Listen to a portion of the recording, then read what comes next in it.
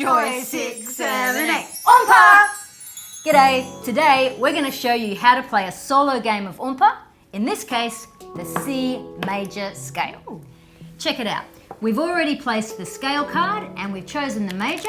We've decided we're in the key of C, so we've got our Oom-Pah note cards and we've arranged them in ascending order for easy reference. Take it away. So now that we've shuffled our cards really well, we're going to place our 4 cards in a row face up. These are your arrange columns. We now place 8 cards to the side face up. 1, 2, 3, 4, 5, 6, 7, 8. And this is our score stack. The object of the game is to empty this stack. And we do that by building composed stacks in the center, starting from C, building all the way up to B. And for this demonstration, we're just going to be building one composed stack at a time. So we're beginning with C. We have one right here that goes straight in the middle. Now we always have 4 arrange columns. So we've got an empty space here, which we're going to fill with this E. Now we can also add to the composed stacks with these cards. So here we have a D, which goes on top of the C. We're looking for an E. We have one right there. We now have 2 empty spaces. So we fill these. Now we're looking for an F, which we don't have. But what we can do to arrange our cards and access these cards in our score stack is we can place the B on the C. So here we're going in descending order. If you don't know how to arrange them in descending order, we've invented this for you. So it's an easy reference. All you need to do is look at this side over here and you can see that the B follows the C. And we now have another empty space in the arrange columns. So we're going to move this E over to here to fill that up. So now we're looking for an F in our composed stacks. We don't have an F and we have nothing to arrange here. So we're now going to turn to our impro deck. And what we're going to do is flip 3 cards in a row and only the top card is live. So now we've got a B. Can we do anything with the B? We can't. So now we gather another 3 cards, flip them over, and we have an F. That's the F that we were looking for, right? So the F goes on the E, followed by a G. We're looking for an A, which we don't have, but we can move this E into this spot. Great. You've got 2 options here. Indeed I do. 2 Ds, and the D could go on the E here.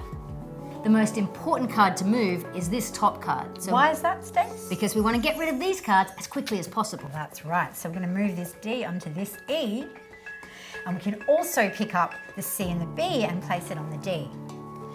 We're looking for an A here. We have an empty spot in the arrange columns, and then on goes our F. But it can go straight onto our G. The E can now go onto our F.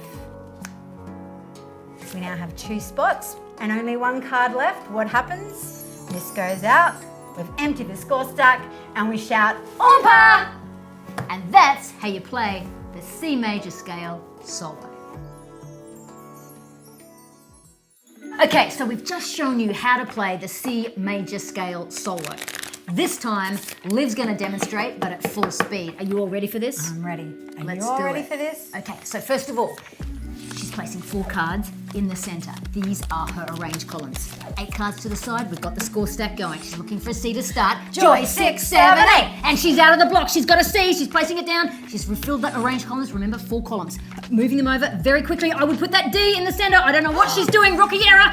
She's corrected it, she's back in the game. 4 columns, okay, so I'm looking at, we're stuck. So she's going straight to that impro deck. 3 cards turn over, top card's live. She's looking for an E, C can go, yes, and we're back in the game. B, oh, everything's happening. I can't even commentate this that quickly. We've got a gap, and we're Go team, and that is how you play the C major scale solo.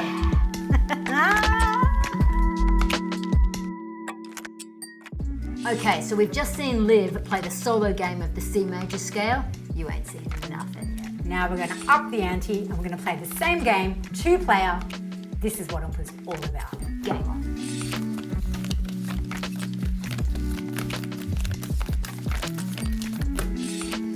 Joy 6, 7, 8. My G is an A. Ooh, F.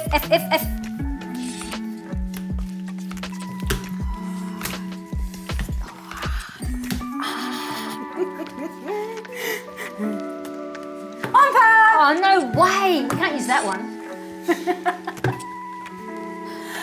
Oom-Pah! And now to score. Oh, yes. When we're playing with 2 players, we have a little scoring system. So we pull away these cards and we add up the cards in the center. We can't use this one. Look how many cards I've got left. Wow.